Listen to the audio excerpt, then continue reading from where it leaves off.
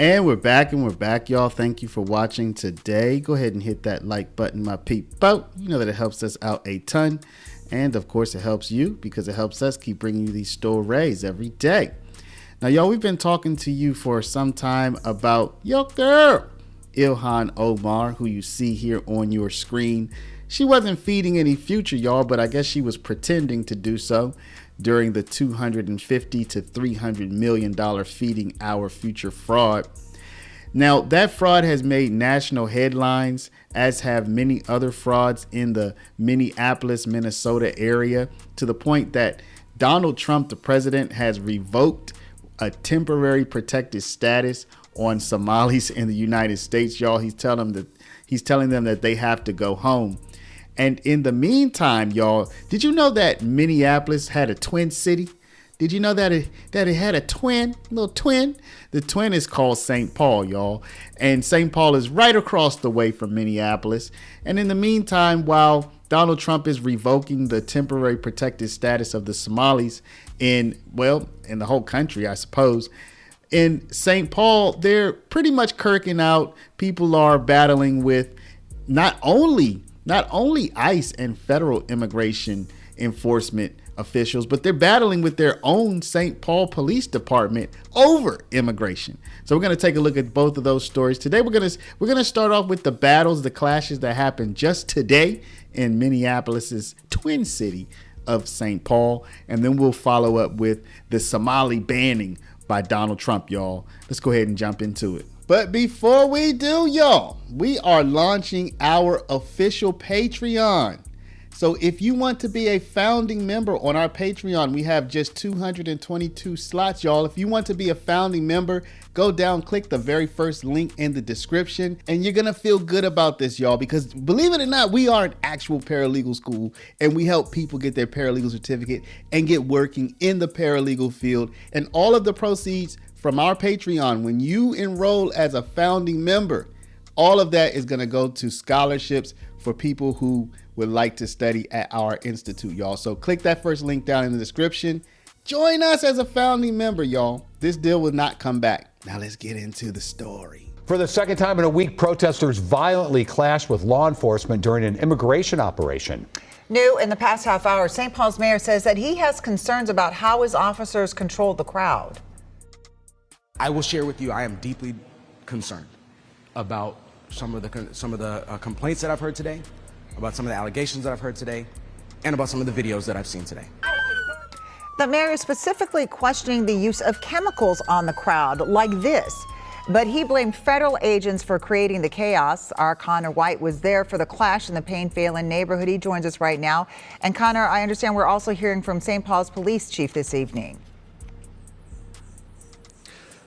Yes, we are. We've seen a video statement from Police Chief Axel Henry. He hasn't taken direct questions just yet, but he's explaining from his officer's perspective, they were brought in here for crowd control, and it was after protesters began going through police tape, allegedly threatening to throw objects, that his police officers turned to use of force. With federal officers focused on this home, St. Paul police stand in military gear in front of protesters on the 600 block of Rose Avenue East. Aware of last week's clash during an ICE raid at a company called Brotex, community groups began telling the crowd that the family involved in this case wanted peace. I've been told is that we are to step back and de-escalate so that everyone can be safe. So with all that ruckus, was anybody arrested? Y'all, is it just going to become such that anytime there's immigration enforcement anywhere, there's going to be a crowd of people? And I mean, is that what the country has come to now? Federal agents bring a man out of the home, and at first, there's only verbal pushback. But as St. Paul police retreat, they begin using chemical agents on the crowd. Our cameras caught several people trying to recover, injured after officers hit them with some kind of gas. Some threw objects at police vehicles, shattering this back window. As police moved down Payne Avenue, they started firing what appeared to be pepper balls and tear gas canisters. As the police left, EMTs arrived to treat those hurt. It's like burning everything, like your lungs, your eyes, and like your nose if you don't have a mask on. So yeah, do not recommend, but it's also like, why are the police using this? Why is Homeland Security using this? Like, this is chemical warfare. St. Paul Mayor Melvin Carter arrived on scene, providing little information, indicating police arrived to assist with crowd control. I wish we had the capacity to coordinate in advance so that we knew where they were going and what they were planning on doing.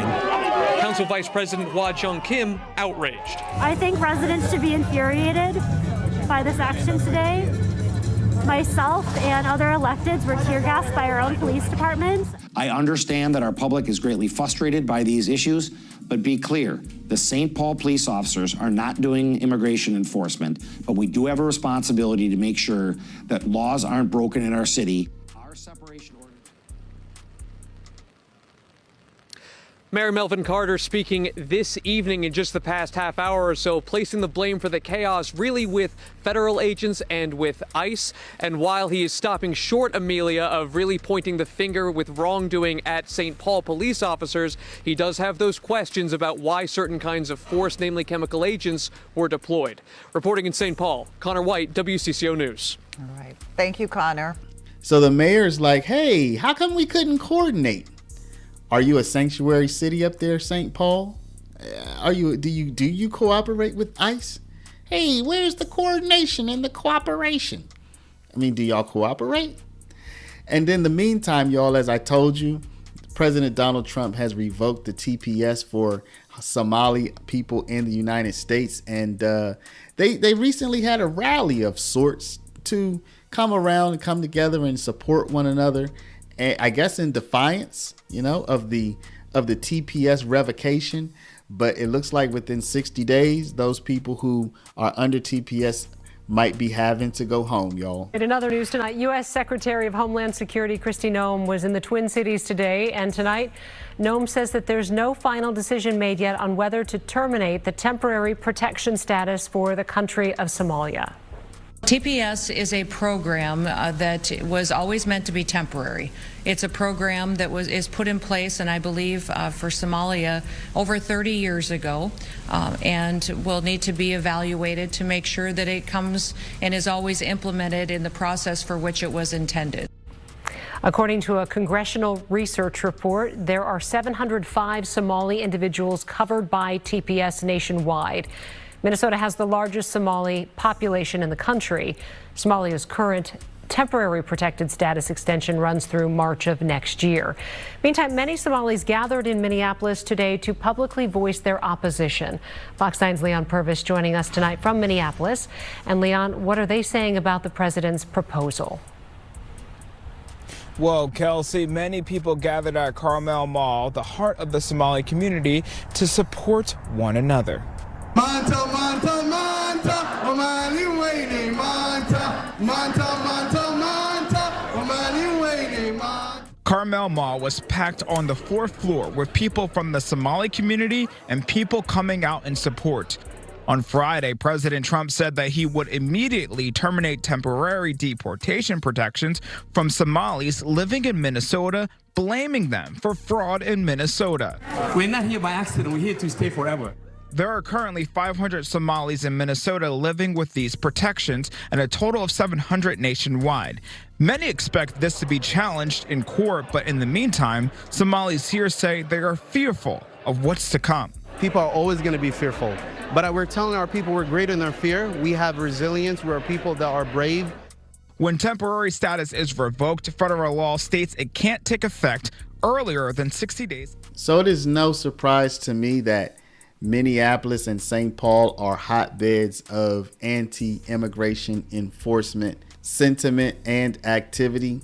I'm sure that this won't be the last that we've heard about those two areas, but it'll probably die down soon because it gets nice and cold there, y'all. Nice and cold, and it's hard to protest when it's 0 degrees outside. So let me know what do y'all think? Do you think that this is just the way it's gonna be now? It's gonna be hard for Donald Trump to implement his deportation goals if they have to confront a mob of 100 people for every one person they want to deport.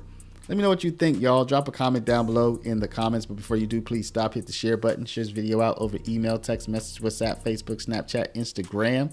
all your favorite social mediums. And of course, if you're not a subscriber, please do subscribe. Thank y'all for watching. Love y'all. And we'll see you back in the next one.